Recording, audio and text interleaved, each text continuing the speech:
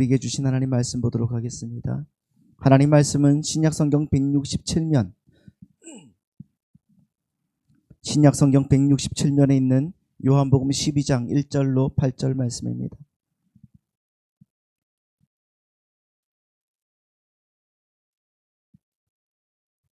요한복음 12장 1절로 8절 말씀을 제가 봉독해 드리겠습니다. 6월절 엿새 전에 예수께서 베다니에 이르시니 이곳은 예수께서 죽은 자 가운데서 살리신 나사로가 있는 곳이라. 거기서 예수를 위하여 잔치할세 마르다는 일을 하고 나사로는 예수와 함께 앉은 자 중에 있더라. 마리아는 지극히 비싼 향유 곧 순전한 나드 한 근을 가져다가 예수의 발에 붓고 자기 머리털로 그의 발을 닦으니 향유 냄새가 그 집에 가득하더라. 제자 중 하나로서 예수를 잡아줄 가룟 유다가 말하되 이 향유를 어찌하여 300데나리온에 팔아 가난한 자들에게 주지 아니하였느냐 하니 이렇게 말하면 가난한 자들을 생각함이 아니요 그는 도둑이라 돈꾀를 맞고 거기 넣은 것을 훔쳐가미러라. 예수께서 이르시되 그를 가만히 두어 나의 장례할 일을 위하여 그것을 간직하게 하라.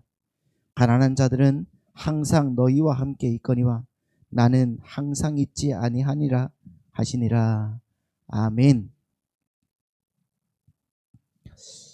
자, 오늘 또 주의 은혜가 우리 성도님들 마음과 생각 가운데 넘치기를 소망합니다. 하나님께서 오늘 이 예배를 통하여서 우리의 삶을 인도하시고 지키시고 역사하신다는 것을 여러분 기억하시고 오늘 또 말씀을 통해 정말 새롭게 주님의 은혜를 알아가는 우리 성도님들 되시기를 예수님의 이름으로 축복합니다. 아멘. 우리가 지난주에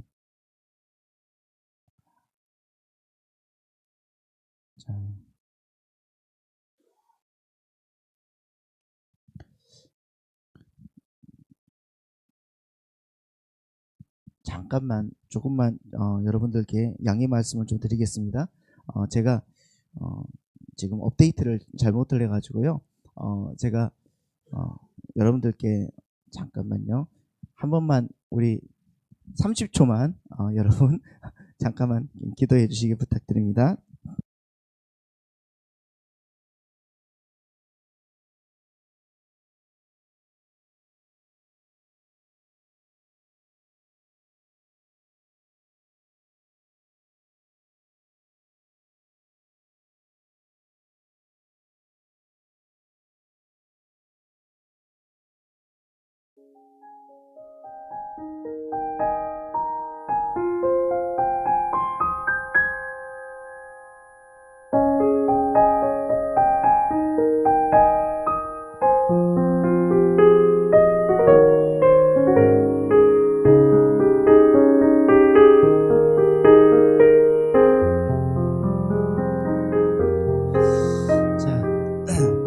감사합니다. 제가 설교 본문을 이제 업데이트를 해야 되는데 업데이트를 못 해가지고 잘못 이렇게 나왔나 봐요. 그래서 여러분들께 송구합니다. 지난주에 우리가 이제 마리아의 헌신, 그 순전한 나드 한 근을 부어서 자기 머리를 풀고 예수님 발 앞에 이제 무릎을 꿇고 온전한 마음으로 주님의 발을 씻는 모습에 대해서 우리가 생각을 해보셨습니다. 그렇죠? 그래서 그 앞에 있는 부분들, 오늘 1절에서 8장까지에 있는 이 앞에 있는 부분들은 지난주에 이렇게 말씀을 드렸고요. 자, 오늘 우리는 이 말씀 속에서 아주 중요한 메시지가 있는 것을 발견할 수가 있거든요. 이 말씀을 우리가 이제 오늘은 분명하게 봐야 됩니다. 그게 뭐냐고 하면 다름이 아니라 성도의 헌신이라는 게, 성도의 헌신이라는 것은 자기가 갖고 있는 것, 어떤 것을 하나님 쓰시라고 그냥 하나님께 내드리는 것이 아니라는 거죠. 그렇죠? 성도의 헌신이라는 것은 예수님의 죽음에 동참한다는 사실을 말하는 거예요. 그것을 오늘 여러분들과 함께 나누고자 하는 겁니다. 자, 여러분, 마리아가 300데나리온이나 되는, 그러니까 300데나리온은 노동자 1년치의 연봉에 해당하는 그런 아주 값비싼 향유란 말입니다. 그러니까 여러분, 향수가 있는데 3천만 원짜리 향수가 있으면 여러분 함부로 쓰시겠습니까? 아니잖아요. 그 노동자 1년치의 연봉에 해당하는 그 향유를 예수님께 부어드렸어요. 그 예수님께 부어드린 것은 분명하게 뭡니까? 헌신이고 헌금이고 다른 말로 말하면 봉사라고 할 수가 있는 거예요. 그러나 그 마리아의 헌신이 주님께 칭찬을 받은 것은 그가 드린 그 향유가 값이 비싼 것이어서 그런 것도 아니고 또 하나도 남김없이 몽땅 부어서도 아니에요. 마리아가 예수님의 삶과 죽음에 동참하는 모습으로 진정한 헌신이란 이런 것이다 하고 헌신의 참모습을 보여주었기 때문에 그러는 거죠. 여러분, 자신의 영광과 소유를 다 부인하고 내려놓고 그것을 이용해서 주님의 발을 닦음으로 말미암아 오로지 주님의 영광만을 드러내고 있는 그 모습이 바로 지금 마리아의 모습인 거죠. 마찬가지로 여러분, 우리가 헌신을 하고 헌금을 하고 봉사를 하고 전도를 하고 선교를 하는 것은 우리가 가진 것을 나누는 것에 그치는 것이 아닙니다. 그게 아니라 내가 예수님의 죽음을 이해하고 있고 나도 그 죽음에 동참하고 있고 동참하기를 원한다는 우리의 신앙 고백적 차원에서 드려져야 된다는 것이죠. 믿으십니까? 그러니까 정말 참다운 헌신이라는 게 뭘까요? 참다운 헌신이라는 것은 내가 주님께 무언가를 드려서 도움이 되고 보탬이 되어 하나님께 도움이 될 어떤 것들을 보태드립니다 라는 차원의 것이 아니라는 거죠. 그게 아니라 주님의 은혜로 내 자신이 하나님께 바쳐지는 아주 엄청나고 영광스러운 사건이 바로 정말 참다운 헌신이라는 것입니다. 주님이 여러분 하나님 아버지께 순종하셔서 하나님이 기뻐 받으시는 순종의 제물로 바쳐지신 그 하늘의 제사가 거기에 여러분 그 하늘의 제사에 우리가 같이 있는 거잖아요. 그렇지 않습니까? 깍두기 같이. 여러분 우리가 그렇게 깍두기 같이 참여하게 되는 바로 그 헌신, 헌금, 봉사, 구제, 예배, 전도, 선교 이것을 여러분 우리는 알아가야 되는 거예요. 하나님이 정말 여러분 우리의 돈이 필요해서 우리에게 헌금을 요구하시는 겁니까? 정말 우리의 돈이 필요하세요? 그래서 당신의 백성들의 처지와 상황은 아랑곳하지 않고 그렇게 과부의 두 렙돈, 그 과부의 두 렙돈은 여러분 그거 전부 다 전 재산이었거든요. 예수님이 그러잖아요. 저가 전 재산을 내놓았다. 그 과부의 두 렙돈, 그 전 재산, 그 과분한 헌금까지 칭찬하시는 거예요. 그래서 야, 어떻게 해서든지 너희들 짜야 돼. 짜내야 돼. 참기름입니까? 기들기름입니까? 올리브유예요. 왜 그러십니까? 왜 그러실까요, 여러분? 여러분, 하나님은 사실 다 아시고 계시잖아요. 우리의 헌금이나 우리가 바치는 재물의 그 양에 별로 관심이 없으세요. 그렇지 않습니까? 말씀을 한번 보십시오. 시편 50편입니다. 시편 50편 7절 말씀부터 한번 쭉 한번 보시면 이렇게 나와 있어요.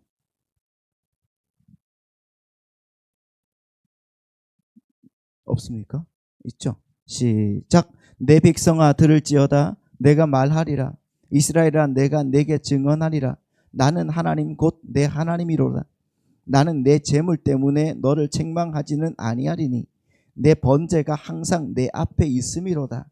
내가 내 집에서 수소나 내 우리에서 숫 염소를 가져가지 아니하리니 이는 산림의 짐승들과 무산의 가축이 다 내 것이며 산의 모든 새들도 내가 아는 것들이며 들의 짐승도 내 것이미로다.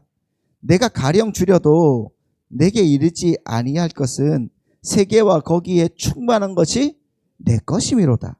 내가 수소의 고기를 먹으며 염소의 피를 마시겠느냐?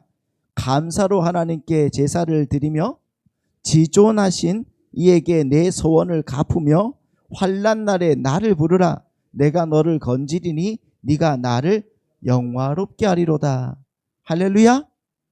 주님께서 여러분 여기에서 원하는 게 뭡니까? 네? 많이 드려라는 거예요? 아니잖아요. 뭐예요? 내게 구해라. 나에게 이것저것 바쳐라가 아니라 나를 불러라. 이거예요. 나를 불러라. 나는 수소 필요 없어. 나는 송아지 태우는 거 그거 냄새 맡는 거 구수해서 맨날 나에게 그거 태우라고 하는 줄 아니? 내가 무슨 수소의 고기를 먹고 염소의 피를 먹니? 내가 그거 왜 달라고 하겠어? 왜 달라고 하겠어? 이야기하시잖아요. 그러면 왜 하나님은 우리에게 제물을 바치라고 하시는 걸까요? 왜 헌신을 요구하는 걸까요? 우리의 헌금을 왜 요구할까요? 왜 그러실까요? 어차피 그렇게 유용하게 쓰시지도 않을 거면서 다 갖고 계시는 분이 왜 그렇게 요구하실까요? 욕심쟁이라서 그렇습니까? 아니잖아요. 자, 보십시오. 신명기 15장 4절 말씀 보십시오. 시작. 네가 만일 내 하나님 여호와의 말씀만 듣고 내가 오늘 내게 내리는 그 명령을 다 지켜 행하면 내 하나님 여호와께서 내게 기업으로 주신 땅에서 내가 반드시 복을 받으리니 너희 중에 가난한 자가 없을 것이다. 이렇게 말하고 있습니다. 하나님께서 말씀하시는 것을 전부 지키고 행하면, 그리고 하나님의 말씀만 들으면 복을 받고 그 중에 가난한 자가 있을 것이다 없을 것이다? 없을 것이다. 그런 말을 해요.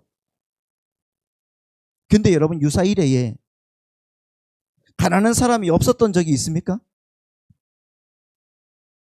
네? 그런 적은 없었어요. 그 어떤 때도 가난한 자가 없었던 적이 없습니다. 그렇지 않습니까? 그래서 여러분 오늘 본문에서도 나오죠. 주님께서 뭐라고 말씀하십니까? 8절 말씀 보세요. 8절. 오늘 말씀 본문의 8절 말씀 보면 같이 읽습니다. 시작. 가난한 자들은 항상 너희와 함께 있거니와 나는 항상 있지 아니하리라. 이렇게 말씀하세요. 가난한 자들은 너희와 항상 있을 거야. 왜 그럴까요? 왜 여러분 가난한 자들은 항상 이 역사와 함께 존재해야 될까요? 왜 그렇습니까? 이 세상에 하나님의 말씀만 듣고 또 그분의 명하는 것들을 다 지켜 행할 수 있는 자가 있어요? 없어요? 없어요. 한 사람도 없기 때문에 가난한 자는 없어질 수 없다는 거예요. 그래서 가난한 자들은 항상 너희와 함께 있을 것이라는 겁니다. 그렇게 여러분 공산주의, 사회주의 이 방법은 애초부터 여러분 방법이 틀린 거예요. 뭐 계급을 타파하고 사회를 개혁하면 가난한 사람들이 없어질 거라고요? 그건 착각입니다, 여러분. 그들은 방법이 틀려요. 방법이. 여러분 가난한 사람이 없어지도록 하려면은 어떻게 해야 된다고요? 우리가 하나님의 말씀을 완벽하게 지켜내야 되는 겁니다. 그 수밖에 없는 거예요. 그래야 가난한 사람들이 없어지는 거예요. 사회를 아무리 개혁하고 계급을 아무리 타파해봐야 여전히 가난한 사람들은 생긴단 말입니다. 아닙니다, 여러분. 오히려 더 생기죠, 더. 북한을 보십시오. 그전에는 절대로 여러분 이 세상에서 가난이 사라질 수가 없습니다. 그런데 여러분 그 가운데서도 가난한 자가 하나도 없던 공동체가 한 군데가 있었죠. 성경을 보시면. 가난한 사람이 없는 공동체가 있었어요. 사도행전에 보시면은 그게 어디예요? 초대교회였어요. 초대교회. 왜요? 하나님의 말씀, 그 말씀 안에서 유무상통하고 주님의 은혜를 나누고 그래서 그들에게는 가난한 자가 없었다고 그래요. 자, 그런데 그게 나에 있는 것들을 전부 갖다 바친다고 해서 가난한 자가 없어지는 겁니까? 그거 아니잖아요. 하나님의 말씀을 지키는 거잖아요. 그렇죠? 근데 우리가 육신의 몸을 입고 하나님 말씀을 지킬 수 있어요? 없어요? 온전하게? 없단 말입니다. 그러면 그때는 왜 가난한 자들이 있었을까요? 왜 가난한 자들이 없었을까요? 누군가가 하나님 말씀만 듣고 그 말씀을 다 지켜 행했다는 거죠. 그분이 누굽니까?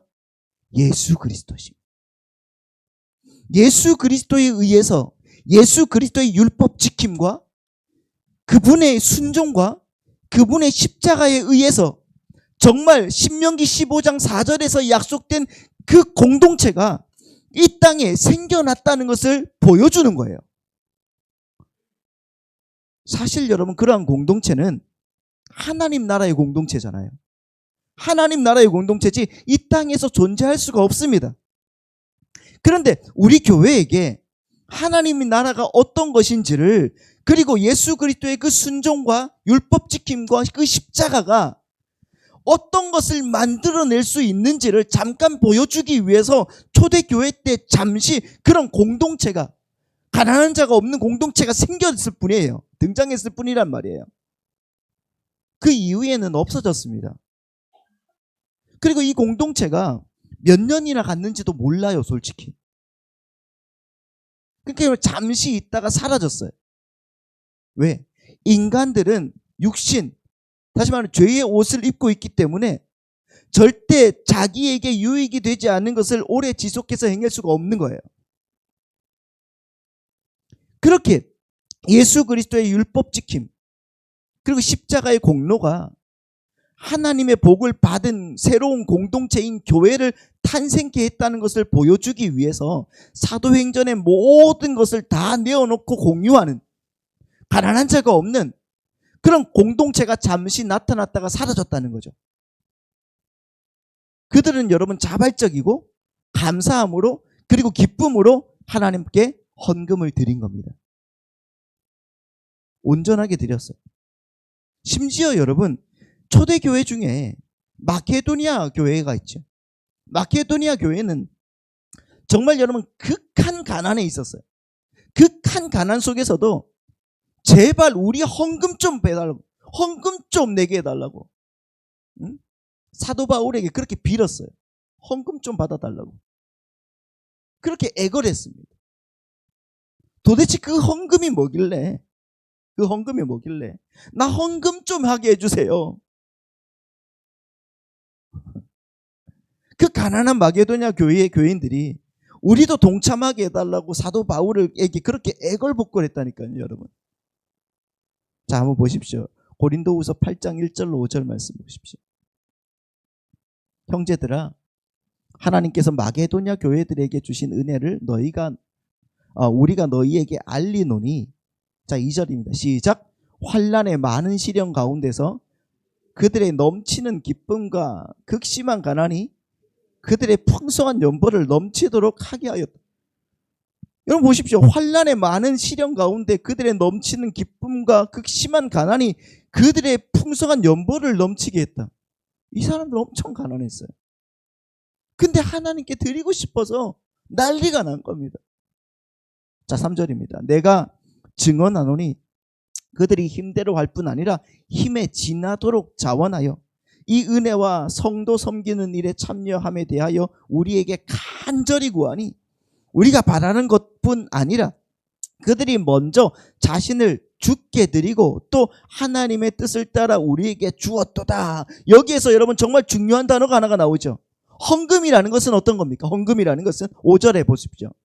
5절에서 헌금이라는 것은 먼저 자신을 주께 드리는 것이 먼저라는 거예요. 나를 주님 앞에 먼저 드리는 것이 우선이라는 겁니다. 내게 있는 1,000원짜리 주님께 드리고, 이게 아니고요. 나를 먼저 드리는 거예요. 나를. 명확하게 여러분 나오지 않습니까? 당시 여러분 구약에 능통했던 초대교회 사람들은요, 성령님이 그들에게 막 임하시니까 어떻게 돼요?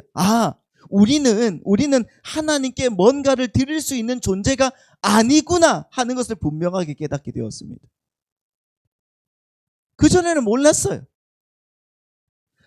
자기들이 종교 행위를 하고 제물을 드리면은 하나님이 거기에 대한 기쁨이 돌아올 줄, 하나님이 기뻐하실 줄 알고, 그런데 알았는데 성령님이 임하시고 이제 구약의 말씀이 깨달아지니까 어떻게 되는 거예요? 교회가 성경을 이야기를 우리는 절대로 하나님 앞에 재물이나 우리의 힘이나 우리의 업적이나 이런 것들을 올려드릴 수 있는 존재가 아니구나. 올려드릴 수 없는 존재구나. 이것을 분명하게 알게 되는 겁니다. 여러분, 제사의 제물이라는 것은 누구를 상징하는 겁니까? 네? 여러분들이 만약에 구약에 들어가셔서 이제 번제를 드리고 소제를 드리고 화목제를 드리고 속죄제를 드리고 그러잖아요. 속건제를 드리고 여러 가지 여러분 제물을 드리고 이렇게 되는데 그 제물은 누구를 상징하는 겁니까? 네? 바로 나를 상징하는 거예요. 나잖아요. 나의 죄가 제물에 전가되는 거잖아요. 그렇지 않습니까? 그래서 그 제물이 불에 타서 하나님께 연락이 됨으로 해서 나의 죄가 용서를 받는 것 아닙니까? 그러니까 사실은 그 제물은 누구를 상징한다고요? 나를 상징하는 거예요. 나를. 그러니까 내가 제물을 바치고 헌금을 한다는 것은 하나님이 연락할 만한 나를 드리는 것을 상징하는 거예요. 그런데 하나님의 법을 지키지도 않고 하나님의 말씀에 그 관심도 없으면서 그저 형식적으로 드리는 그 제물은 하나님이 받으시겠냐고요. 그 제물을. 그래서 여러분 이사야서나 보면은 이사야서나 아니면 말라기나 아니면 이런 성경 말씀을 보면은 뭐라고 하십니까? 나는 그 제물을 싫어한다 그래요. 나는 그거 전부 다 토하여 내쳐버리겠다. 그렇게 여러분 자격 없는 제물은 하나님 앞에 연락될 수 있다 없다? 없다는 겁니다. 제사는 단지 예수 그리스도의 십자가와 그분의 사역을 우리에게 설명해 주기 위해 우리에게 잠시 주어졌던 것뿐입니다. 그런데 이 땅에 태어나는 나와 상응하는 인간 중에 여러분 하나님의 마음에 흡족할 만한 제물로서의 의인이 있습니까? 없습니까? 하나도 없다고 그래요. 하나도. 그래서 여러분 로마서 3장 10절에 뭐라고 해요? 의인은 없나니 하나도 없어.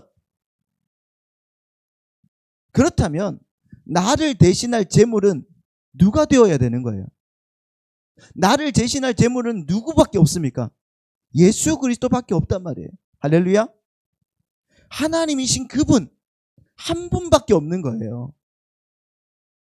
그러니까 여러분 구약의 제사 제물 중에 하나님이 진심으로 기뻐하시는 제물은 사실 단 하나밖에 없는 거예요. 그렇죠?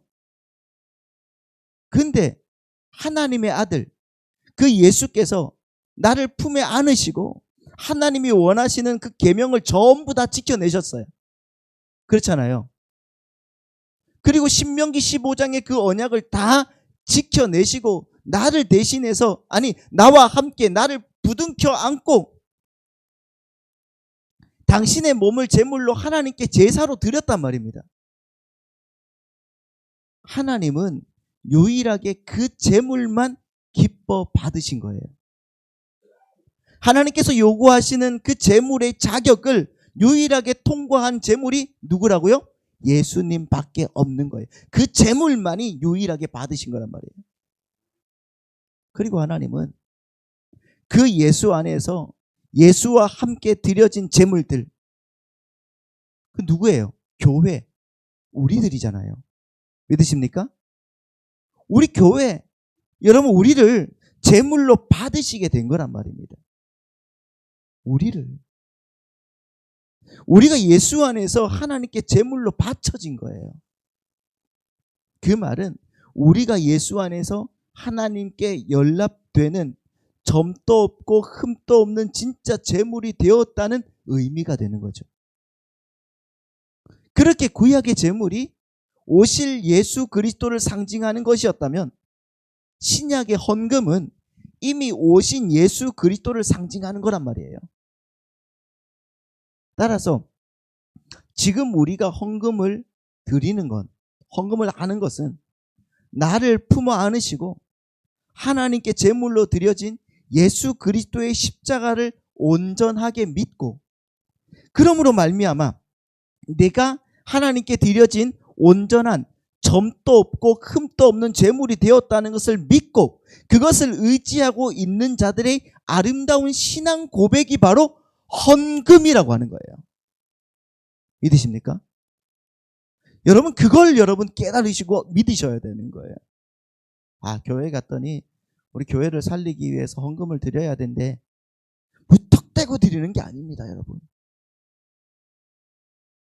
그러니까 여러분 그 신앙 고백이 없는 사람은 솔직히 말하면 헌금을 할 수가 없어요. 헌금을 가져오는 족족. 그럼 어떻게 되겠습니까? 그 신앙 고백이 없는 사람들은 하나님께 욕먹는 거예요.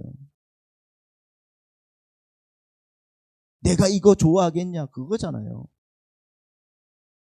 내가 돈이 필요해서 너한테 돈 가져오라고 했는 줄 알아?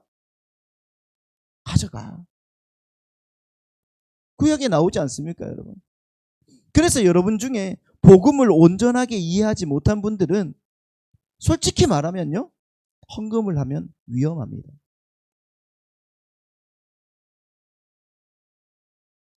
왜? 헌금을 하면서 하나님께 욕먹어야 되니까. 그러나 내가 예수 안에서 하나님께 온전하게 드려진 자, 구약에 그 점도 없고 흠도 없는 하나님이 연락받을 만한 재물이 되었다는 그런 자격이 있는 자가 되었다는 것을 믿는 자는, 하나님께서 알려주신 자는 이미 오신 그 예수 그리스도에 의해서 내가 하나님께 드려진 자가 되었기 때문에 나를 드리는 행위로 헌금을 하는 거예요. 믿으십니까? 그래서 여러분 마게도냐 그 사람들에게 너희들 너무 힘드니까, 너희 사는 것도 너무 힘들잖아, 그러니까 헌금 드리지 마 했더니 뭐라고 해요? 우리는 죽어도 그거 할 겁니다. 예루살렘 성전이 이렇게 어려운데 우리 진짜 죽어도 할 거예요. 그러고 그 가난한데 그거 쪼개서 다 내드린 거예요. 그 극한의 가난에 처해 있던 사람들이 그들이 갖고 있는 걸 그렇게 헌금을 해서 예루살렘 교회를 도우려고 했다는 것은 내 목숨을 하나님 앞에 내어놓는 거예요. 나를 내어놓는 거란 말입니다. 감히 내가 어떻게 하나님 앞에 나를 내나? 예수님 안에서 내가 하나님께 나를 드릴 수 있는 자가 되었다는 것을 나는 알기 때문에 그런 자들만 여러분 헌금을 할 수가 있는 거예요. 다음 주부터 헌금 에게 싹 줄어들면 골치 아픈데. 그래서 그들은 그냥 자기의 분수에 지나치게 자꾸 하고 싶은 거예요. 자꾸 드리는 거예요. 그래서 봉사, 선교, 전도, 예배 다 마찬가지입니다, 여러분. 구제. 내가 이 일을 해서 교회를 돕고 하나님의 일을 돕는 게 아니라 솔직히 내가 하나님의 일을 어떻게 도와? 내가 하는 일은 하나님께 방해만 될 뿐인데, 그런데 예수 안에서 내가 하나님께 받아들여졌다고 하니까 내가 기쁘게 선교도 할 수가 있는 것이고요, 내가 기쁘게 구제도 할 수가 있는 것이고, 내가 기쁘게 봉사도 할 수 있는 거예요. 그리고 내가 착하게도 살아보려고 노력도 해보고 주님의 은혜로 가보려고 계속적으로 나아가는 겁니다. 나는 하나님 앞에서 절대 선한 삶을 살 수 없는 자이잖아요. 그거 알지잖아요. 그런데 그 살 수 없는 자인데 하나님이 나를 선하다고 받아주셨기 때문에 내가 그렇게 살 수 있는 자격이 되었으므로 선하게 사는 것이지, 이렇게 여러분 선하게 살고 헌금을 많이 하고 봉사를 많이 하면 하나님이 나에게 어떤 것으로 보답해 주겠지, 그건 여러분 하나님 앞에 전혀 카운트 되는 것이 아니란 말이에요. 이해하시겠죠? 그러니까 여러분 그것이 정확하게 이해가 되지 않는 사람들은 교회에서 일을 하는 게 솔직히 말하면 무의미한 거예요. 집사가 되고 권사가 되고 장로가 되고 전도사가 되고 목사가 돼도요, 그것에 대한 깨달음이 없으면은 무의미한 겁니다. 그런 분들이 하는 일들은 하나님이 그러시잖아요. 그건 다 나 앞에서 죄가 될 뿐이야. 여러분, 우리가 하는 봉사, 우리가 하는 구제, 선교, 여러분 복음을 이해하지 못한 사람들은 하나님 앞에 죄를 짓는 겁니다. 그래서 제가 먼저 여러분들에게 항상 하는 말이 복음을 먼저 이해해라는 거예요. 복음을 알아라는 거예요. 할렐루야. 따라해 보십시오. 복음을 알자. 복음을 알자. 복음을 아셔야 됩니다. 집 팔아서 교회에 헌금을 하고 그래 놓고 하나님 왜 10배로 안 풀려주지? 안 튀겨주지? 여러분 그러다가 부도 나서 여러분 매달아서 돌아가신 분들도 많이 계세요. 그런 사람들 여러 봤습니다. 저도. 그런 바보 같은 짓을 하지 말라는 겁니다. 왜 미리 대출을 받아서 11조를 내냐고요. 네? 예전에 그런 거 선 11조 그런 거 있었잖아요. 바보 같은 짓이에요. 그렇게 해놓으면 하나님이 부담스러워서 몇 배로 튀겨주시겠지. 무슨 이상한 소리를 하고 있어요. 그게 확실하다면 여러분 제가 제일 먼저 투자했을 거예요. 아니겠습니까? 제가 조금 더 알잖아요. 성경은. 여기저기 꿔서 투자했겠지. 근데 아니란 말입니다. 천만의 말씀.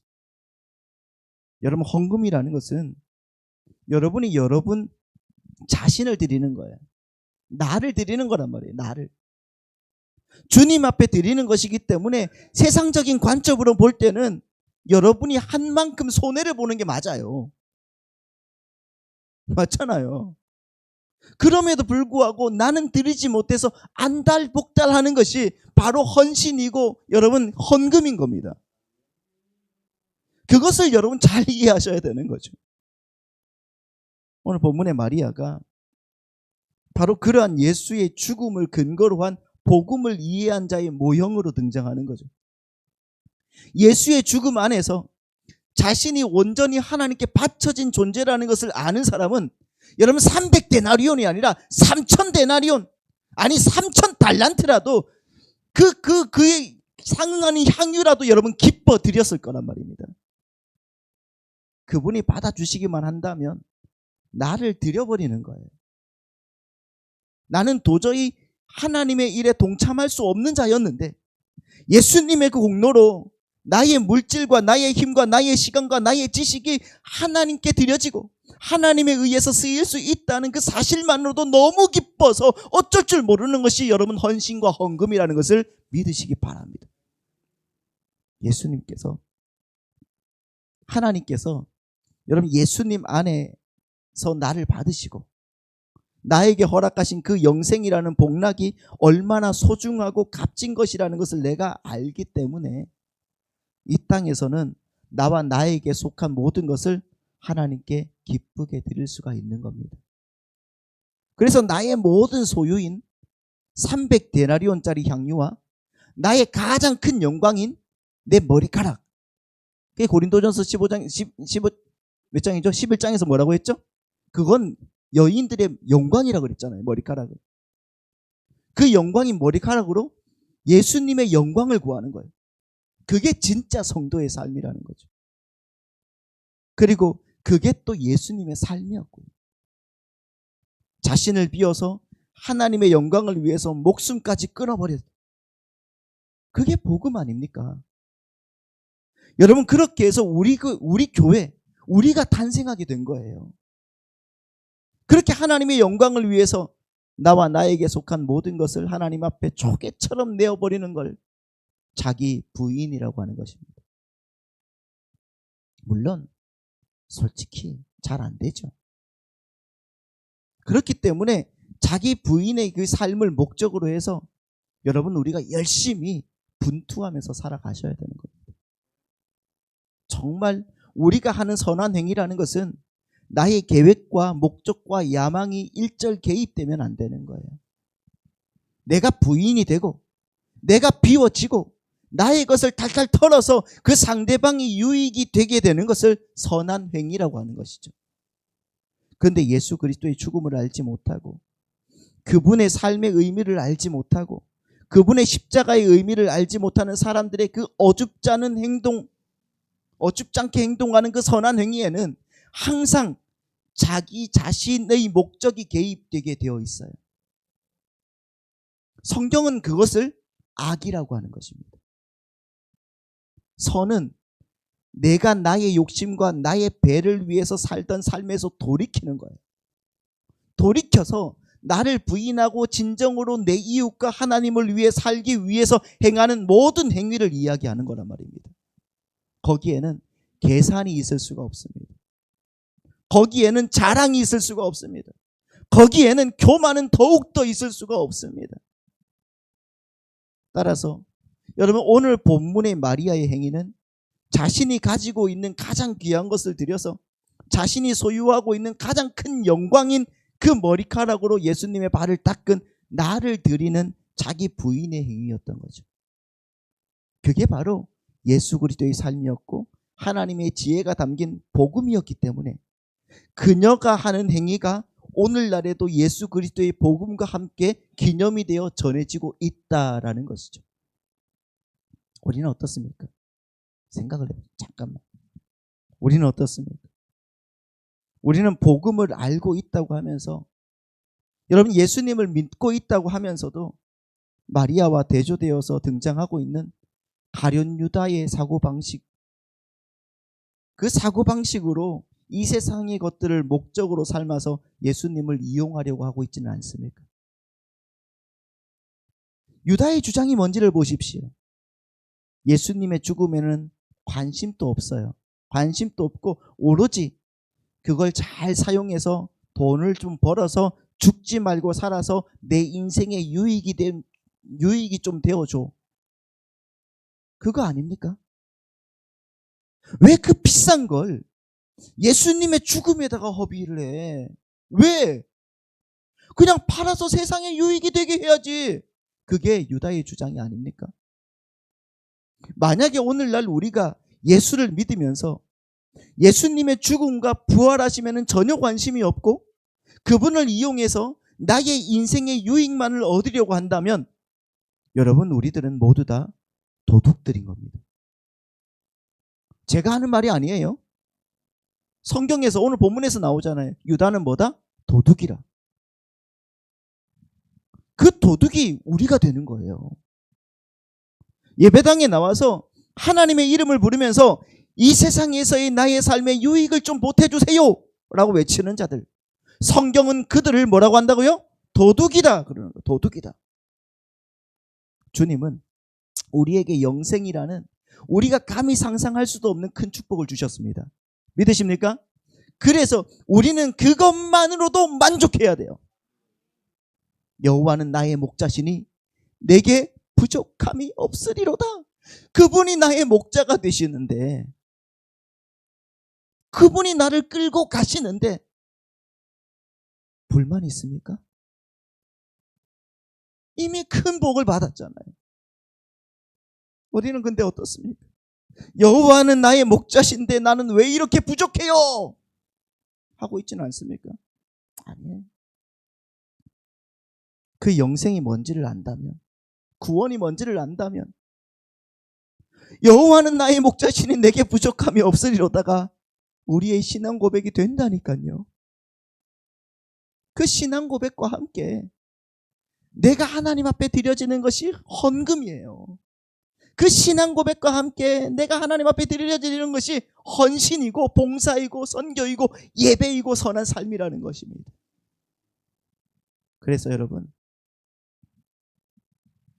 다음 주부터는 정말 여러분 그 신앙 고백과 함께 하나님 앞에 온전하게 드릴 수 있는 믿음이 여러분 가운데 있기를 소망합니다. 진짜 우리 교인들이 복음을 얼마나 이해하고 계시는지 다음 주부터는 수치로 계산할 수 있는 절호의 기회가 왔지 않습니까, 여러분? 농담입니다만 여러분 정말 온전한 마음 주님 앞에 드리시기 바랍니다. 만일 여러분 이제까지 그 그리스도의 연합과 그로 말미암은 복음을 충분하게 이해하고 계시지 못한다면은 절대 헌신이란 말 우리의 입 밖에도 내어서는 안 돼요. 먼저 복음을 이해하시기 바랍니다. 그리고 봉사, 구제, 선교, 예배 이런 건 다 후순위예요. 후순위. 중요하지 않다는 건 절대로 아니에요. 중요해요. 굉장히 중요하지만 먼저 우리는 복음을 이해하셔야 돼요. 그리고 자기를 부인하십시오. 그러면 때가 되면 여러분의 삶 속에서 자랑 없는 자발적인 헌신과 자발적인 헌금과 자발적인 봉사와 자발적인 선교와 자발적인 선한 행위가 여러분 가운데에서 자연스럽게 드러나게 될 줄 믿습니다. 그 전까지 우리는 어떻게 한다고요? 복음을 열심히 배워야 돼요. 복음을 열심히 이해하시는 우리 성도님들 다 되시기를 예수님의 이름으로 축원합니다.